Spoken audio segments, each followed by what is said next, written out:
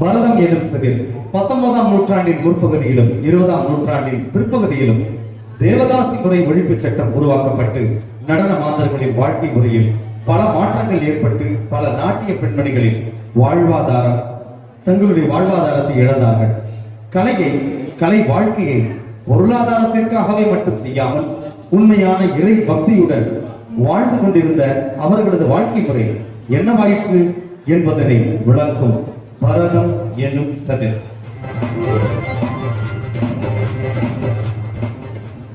பரதநாட்டிய கலைஞர்கள் இன்று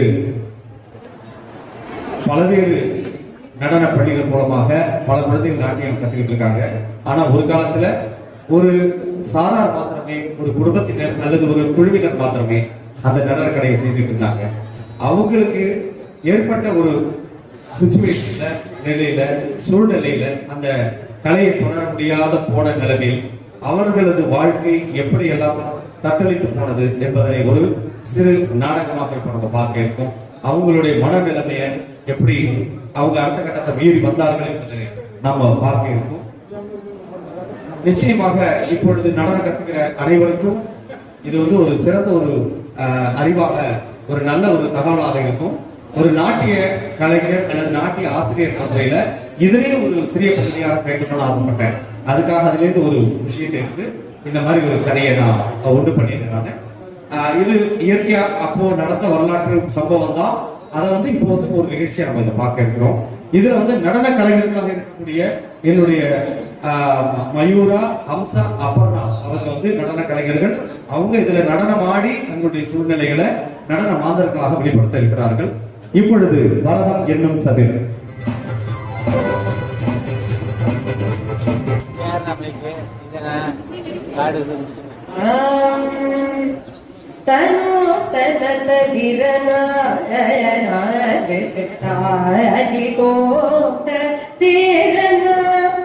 என்ன அப்படியே பாத்துட்டு இருக்க? இல்ல பாடுறீங்க, பாத்துட்டே உனக்கு பாட தெரியுமா? பாடிக்காம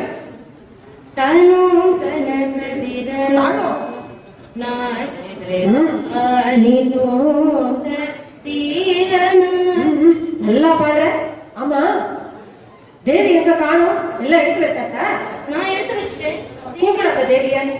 தேவி, தேவி, தேவி. ஐயோ, என்னம்மா நல்லா ஆடி அசைச்சு வர? நீ வரதுக்குள்ள எல்லாம் முடிஞ்சிருக்கும். எங்க போன? என்ன அங்க வாயை திறந்து பேசுமா? இப்ப இப்படி பண்ணா ஊர்ல நிஜமாலே ஊமே கழிச்சுக்க போறாங்க. வாயில என்ன குழப்பிட்டியா? தொடர்ந்து பேசுமா. அன்னைக்கு நம்ம பண்ணி காமிச்சோல்ல, அது பண்றியா? சொல்லி கொடுத்த மாதிரி ஆடு. காமி எனக்கு. தா ஹத ஜம் தரி தா ஜம் தரி ஜக தரி தே கதி. என்னம்மா யோசிக்கிறா? ஒழுங்கா சொல்லி கொடுக்கல? இல்ல இல்ல போப்படி சொல்லி கொடுத்தேன். அன்னைக்கு பண்ணோமே. தடி தடி கீழ தோ தக்க தடி கீழ தோ தக்க திக்கு தடி கீழ தோ. ஏதோமா இந்த ஊர்ல நம்மள தெய்வத்துக்கும் சமமா பாக்குறாங்க. புரிஞ்சுக்கோங்க. ஏற்கனவே நம்ம சதுராட்டத்தை மദ്രാஸ்ல பரதோன்னு சொல்லி ஆட ஆரம்பிச்சுட்டாங்க. இந்த ஊர்ல நமக்கு இருக்கிற கொஞ்ச நஞ்ச மரியாதையாச்சும் நம்ம காப்பாத்தணும். புரிஞ்சுதா? அம்மா மீனா, வெளியில போய் எல்லாம் தயாரா இருக்கா பாத்துட்டு வாக்கோ. தேவி எல்லாம் எடுத்து வச்சாச்சு தானே? வரட்டும் வரட்டும். எல்லாம் தயாராயிடுச்சு. வாங்க.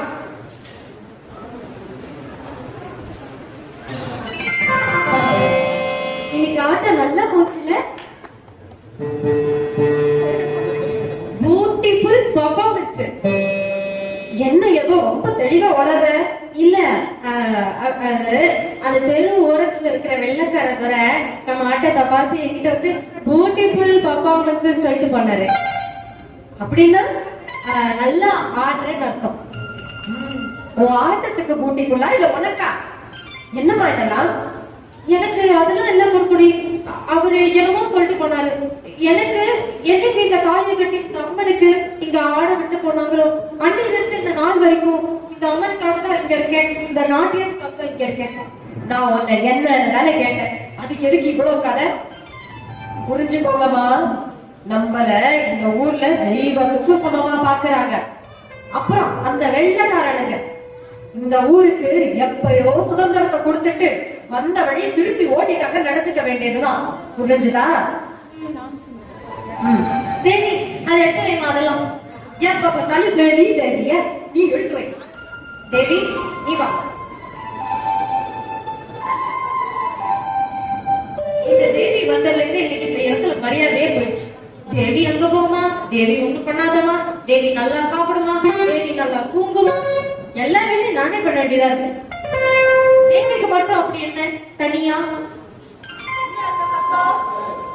இல்ல தேவிக்கு மாத்திரம் என்ன தனியா கவனிக்கிறீங்கன்னு கேட்டேன். தேவியும் நம்மளும் ஒண்ணு இல்ல, புரிஞ்சுக்க. அது என்ன? அதெல்லாம் உனக்கு சொல்ல தேவையில்லை. ஏன்? நானும் தெரிஞ்சுக்கிறேன், எனக்கும் சொல்லுங்க. தேவி ஒண்ணு நம்மள மாதிரி விருப்பப்பட்டு வரலமா. பின்ன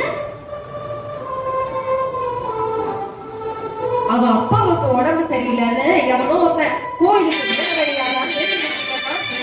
சொல்லிட்டான்.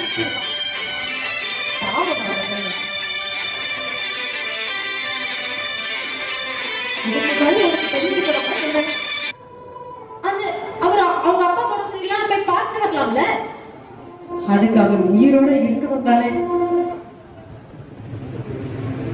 சொல்றேன் கேளு. அந்த பாதிரியார் சொல்லிருக்கானா நீ கோயிலுக்கு அவளை நேர்ந்து விடு அப்படின்னு. ஆனா அவளா ஏதோ தப்பான முறையில ஏதோ முறை மாதிரி கூட்டிட்டு போயிருக்காங்கம்மா.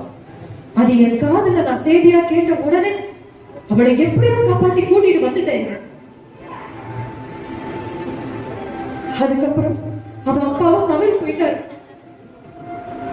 அந்த பொண்ணு அவங்க சொன்ன எல்லாத்துக்கும் தமிழ் ஆட்டிக்கிட்டு அங்க கண்டிப்பா ஏதோ நடந்திருக்குமா. என்னன்னு தெரியல. என்ன சொல்லி அவளை இங்க கூட்டிட்டு வந்ததும் எனக்கு புரியல. ஆனா எப்படியோ அவளை பத்திரமா கூட்டிட்டு வந்துட்டேன். ஆனா இப்ப கூட அவளால அது எதையுமே மீண்டு வர முடியலமா. அம்மாக்காகவோ இந்த கோயிலுக்காகவோ அவ கலையை அர்ப்பணிக்க முடியல அவளால. நம்மள மாதிரி இல்லமா தேவி. இப்ப கூட எதையோ நினைச்சுக்கிட்டு ராத்திரி எல்லாம் அலறி ஓடி வரும். அப்பெல்லாம் என்னமா தேவி ஒண்ணு இல்லைங்களா? கோயில இருக்கோம், என் கூட இருக்க, உனக்கு ஒண்ணு இல்லைம்மா.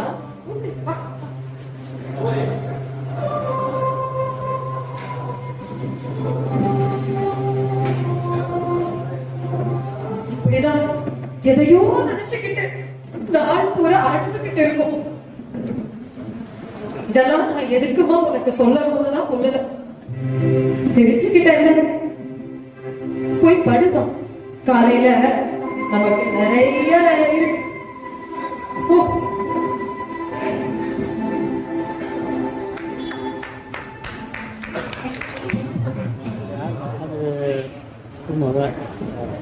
கண்ணனிடம் எடுத்து சொல்லடி கிளியே, கண்ணினார் அவன் மேல் கொண்ட காதலை கண்ணனிடம் எடுத்து சொல்லடி கிளியே, கண்ணினார் அவன் மேல் கொண்ட காதலை உறவும் விட்டு அவனை நினைத்து நான் உள்ளம் மெழுகாய் உருகுகின்றேன் என்று கண்ணனிடம்.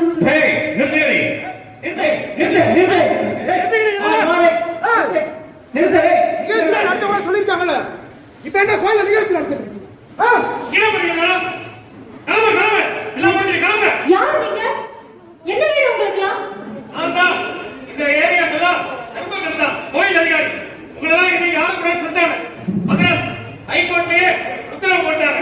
கிளம்பு கிளம்பு கிளம்பு. அங்கேயே ஆடக்கூடாது. இந்த ஆட்டத்தை தவிர வேற என்ன தெரியும் எங்களுக்கு? என்ன சொல்றீங்க? அவ்வளவுதான், கோர்ட்லயே உத்தரவு போட்டாங்க. இதுக்கு மேல இங்க ஆரம்பிச்சா எங்க கலதா வரும். கிளம்புங்க சொல்றேன். யாரும் நிகழ்ச்சி பண்ணக்கூடாது. கிளம்புங்க.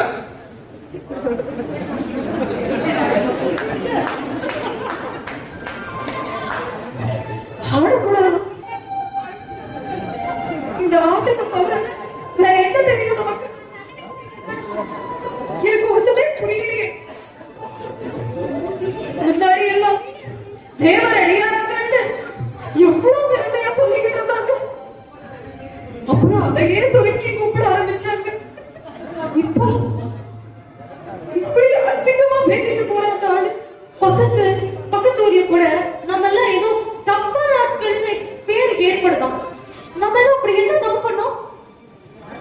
எனக்கு ஒண்ணும் புரியலையம்மா. ஏதோ தடை பண்ணிட்டாங்களா? இந்த தடை நம்மளை காப்பாத்துறதுக்கா இல்ல மொத்தமா அழிக்கிறதுக்கான்னு தெரியலையே பொற்கொடி. சுதந்திரவாதி 2 மாசம் கூட ஆகல. நம்மளோட சுதந்திரத்தை இப்படி கையோட பறிச்சுட்டு போறாங்க. இந்த ஆட்டத்தை தவிர நமக்கு வேற எதுவுமே தெரியாதே. நாளைக்கு வெளியில போய் கையேந்திர நிலைமை வந்துருமோன்னு பயமா இருக்கு பொற்கொடி. நம்ம இனிமே என்ன பண்ண போறோம்? அம்மா, எல்லாம் பார்த்துட்டு தானே இருக்கு.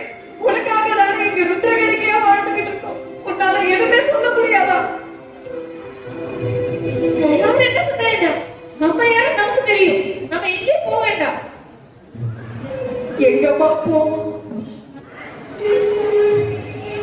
இந்த ஊர்க்காரனுங்க நம்மள அவ்வளவு மதிச்சு தலையில தூக்கி வச்சுக்கிட்டாங்க.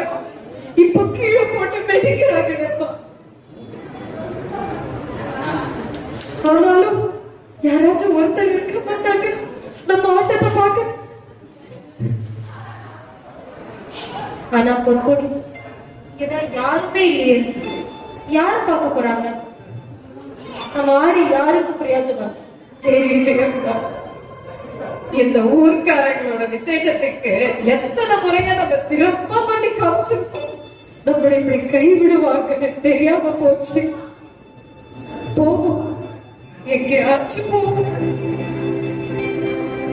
ஒரே ஒரு வாட்டி நம்ம எல்லாருமே சேர்ந்து இந்த இடத்தில் கடைசி வாழலாமா?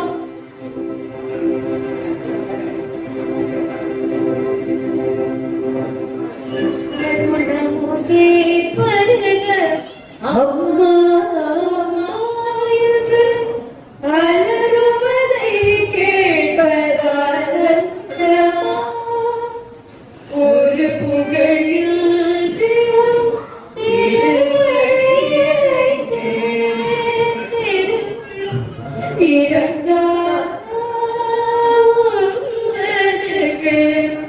நான் ஒரு விளையாட்டு பொம்மையா